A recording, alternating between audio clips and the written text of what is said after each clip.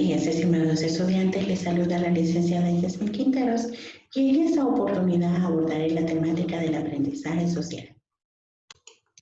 Es por ello que citaré al actor Albert Bandura, quien es un psicólogo ucraniano-canadiense quien se ha destacado a lo largo de todos estos años gracias a la teoría del aprendizaje social, en la cual él defiende que las personas tenemos una capacidad de aprender a través de la observación.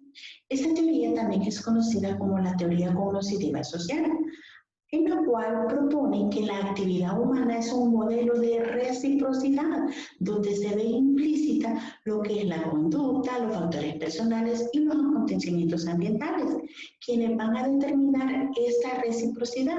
Por lo tanto, una determinación recíproca entre persona, conducta y sobre todo el ambiente.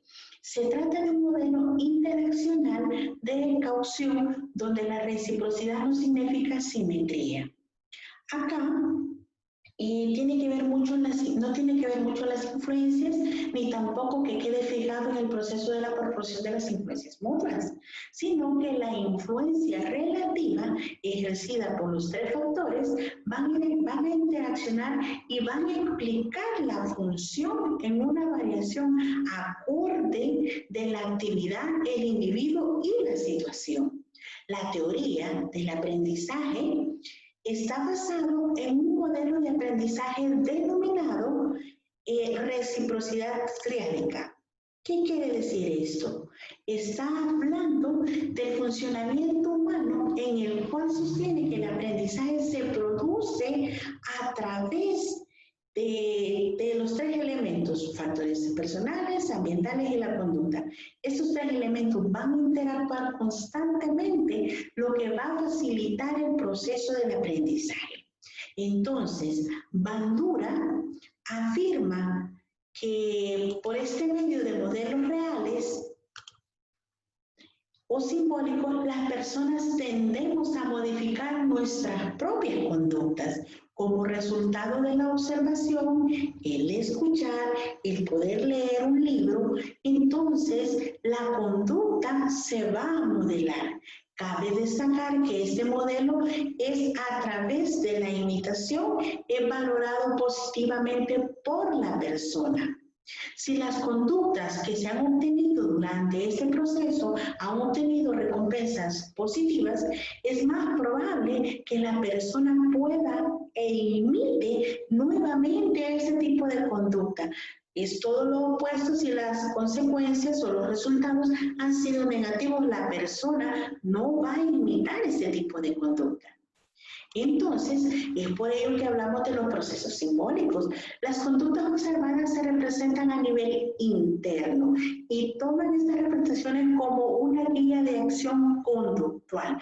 Las personas estamos capacitadas para resolver los problemas de manera simbólica. Nuestros procesos mentales nos pueden permitir la comprensión y la previsión de las conductas en un futuro.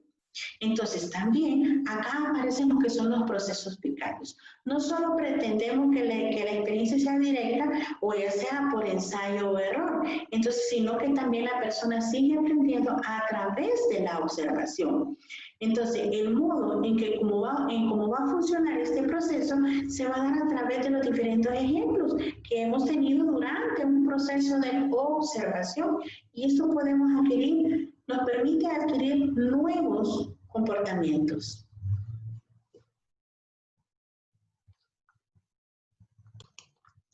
De igual manera tenemos los procesos autorreguladores. Acá la conducta está también motivada por diferentes criterios internos y esto nos permite hacer las autoevaluaciones. Por lo tanto, no es exclusivamente determinada de las variables externas. Esto quiere decir que el ser humano tiene la capacidad de anticipar las consecuencias de una conducta y puede dominar ciertas variables ambientales en la dirección adecuada para conseguir la meta anticipada.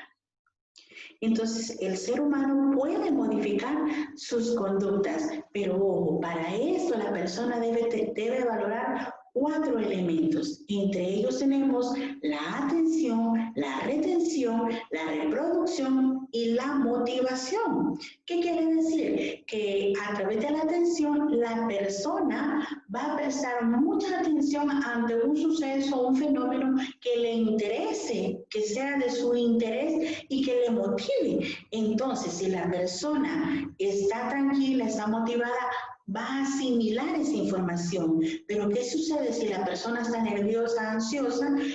No va a poder tener un aprendizaje significativo. En cuanto a la retención, debemos ser capaces de memorizar, retener aquella información a la cual hemos estado prestando mucha atención. Normalmente guardamos aquella información a través de imágenes mentales, descripciones verbales, otros a través de los diferentes olores, otros a nivel gustativo. Entonces podemos retener esa información, la cual se asimila y se procesa en nuestro cerebro, dándose el proceso de acomodación y asimilación. También tenemos la parte de la reproducción. Acá la persona va a reproducir todos aquellos procesos, aquellos elementos que en su momento ha adquirido. Entonces va a generar lo que es un aprendizaje significativo, el cual va a estar replicando en un dado momento. Ejemplo de ello, yo les puedo mencionar las diferentes tablas de multiplicación que en su momento hemos aprendido, pero a la fecha seguimos haciendo uso de ellas. También otro elemento que no podemos obviar es el proceso de la motivación. Acá realmente la acción es de repetir y se lleva a cabo cada vez que nosotros estamos motivados y entonces estamos imitando esas conductas que en su momento nos han generado mucho placer, mucha satisfacción. Entonces, como podemos observar, Bandura, a través de la teoría del aprendizaje, él afirma que una persona es capaz de aprender a través de la observación y luego también a través de la imitación.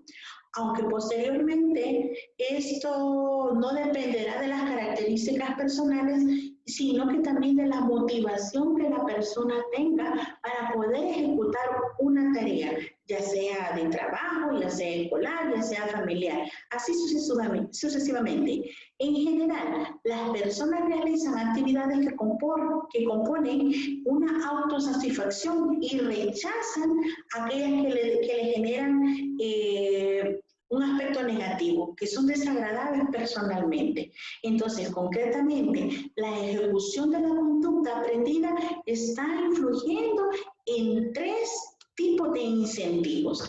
Acá vamos a hablar de los tres tipos de incentivos, donde vamos a mencionar los motivadores directos. Este tema ha tenido especial importancia en el desarrollo de la transmisión del conocimiento instrumental.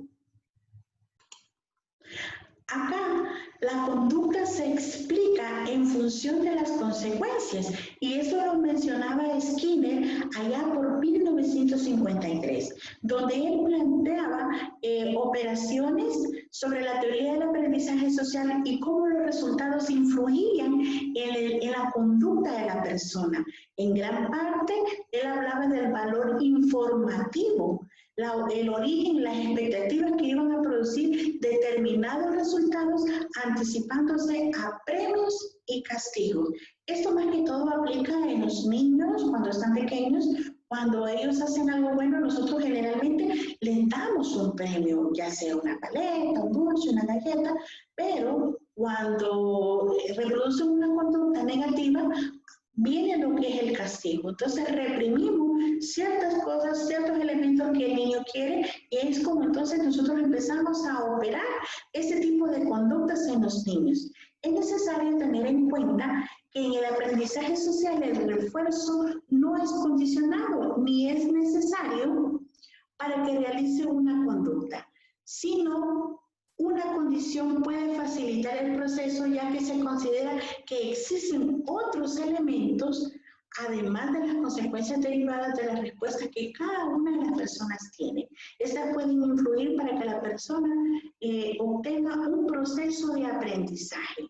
No obstante, Bandura sugiere que el aprendizaje por imitación puede ocurrir sin ningún tipo de refuerzo. Este sí aumenta la probabilidad de emisión de una conducta que nosotros estemos deseando. También podemos mencionar acá lo que son los motivadores vicarios. La motivación vicaria se produce cuando el observador modifica la conducta después de haber observado cómo otras personas han hecho determinadas tareas. Los motivadores se sienten competentes cuando han observado y están haciéndolo a través de la imitación. Entonces, la observación que va a determinar ciertas conductas para conseguir el éxito, la meta, va a aumentar la tendencia del observador a realizar una pauta comportamental parecida al reforzamiento vicario. Mientras que si observa castigos, automáticamente él va a pensar en el castigo vicario. Del mismo modo, la observación de una conducta socialmente indeseable que no vaya acompañada de consecuencias negativas puede llegar a imitarse si no se perciben riesgos. Más importante aún, se puede percibir el resultado, el hecho de que una observación de las consecuencias de las conductas va a determinar en gran parte la fuerza y las propiedades funcionales de los reforzadores externos. Entonces, el reforzamiento vicario va a cumplir, por lo tanto, una serie de funciones como lo son la función informativa, la motivacional, el aprendizaje emocional, la valorativa y sobre todo la función de influencia. Acá también vamos a mencionar las motivaciones autoproducidas. Acá la conducta de las personas no depende solamente de los condicionamientos externos. Acá las personas son agentes causales de su actividad porque, entre otras cosas, la mayoría de las influencias externas van a afectar la conducta mediante procesos cognitivos del sujeto. Es decir, el proceso autorregulador. Acá las personas dirigen o mantienen o a su vez pueden modificar su propia conducta y se van aplicando a sí mismos las recompensas cuando su comportamiento se ajusta a las normas prescritas de forma personal, es decir, actúan autoimponiéndose determinadas normas. Entonces acá, como podemos observar, las motivaciones acá van a ser a nivel intrapersonal. Cómo yo me valoro, cómo yo me estoy preparando, cómo yo voy a regular mi proceso de información y cómo lo voy a aplicar en dado momento. Entonces, es así como la persona se va regulando en normas que debo decir, cómo lo debo decir, qué no debo de hacer en dadas circunstancias. Bueno, jóvenes, es así como damos por finalizada esta temática y les invito a estar pendientes de los siguientes temas a desarrollar en lo que va el curso. Pasen feliz día.